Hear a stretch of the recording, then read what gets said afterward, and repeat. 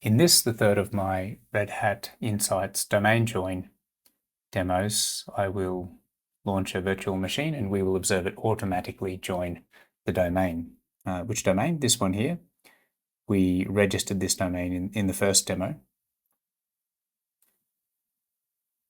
And in the second demo, we defined and built a virtual machine image which contains the IPA HCC client RPM. So let's now launch this image. We're going to launch it in my AWS account in the default region.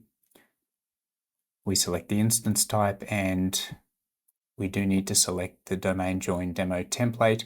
I defined this template with DHCP, DNS and network settings that ensure that the virtual machine that comes alive in this environment will be able to reach Red Hat Hybrid Cloud Console and will also be able to resolve the domain names and reach the IPA service in the deployment.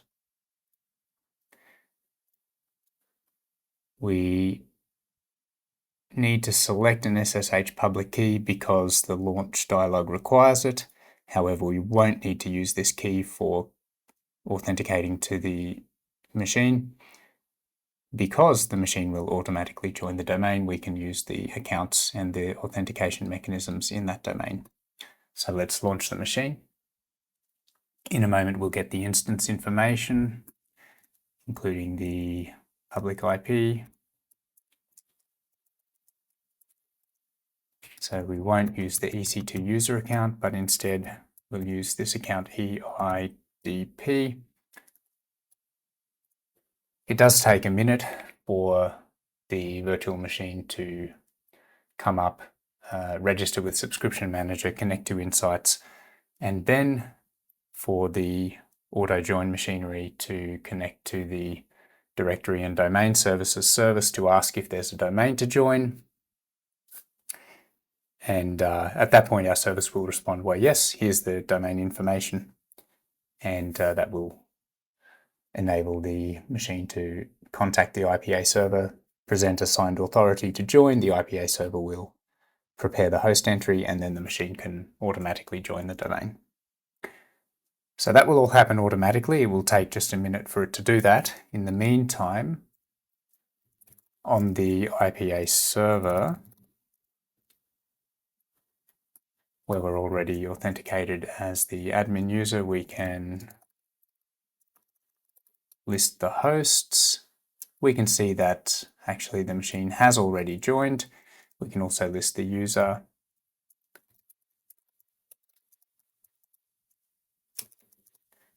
And this user is configured to use the external IDP authentication type. And the configured identity provider is GitHub. Okay, so let's now connect.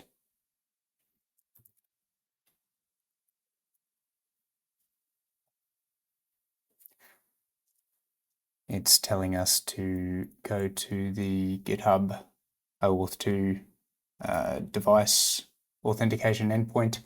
We need to remember this pin 55113115.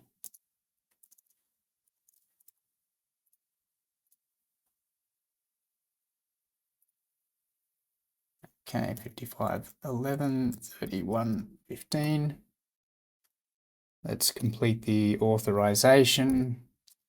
Jumping back to the SSH session, all we need to do is press enter. The authentication will complete. Now we're signed in. We have our Kerberos ticket, and we can execute IPA commands.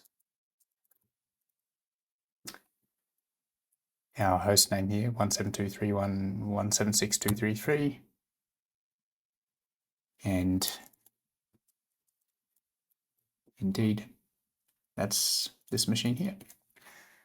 So the machine came up, automatically joined to the domain, and we were able to log in as a user defined in that domain using the IPA, external IDP authentication mechanism.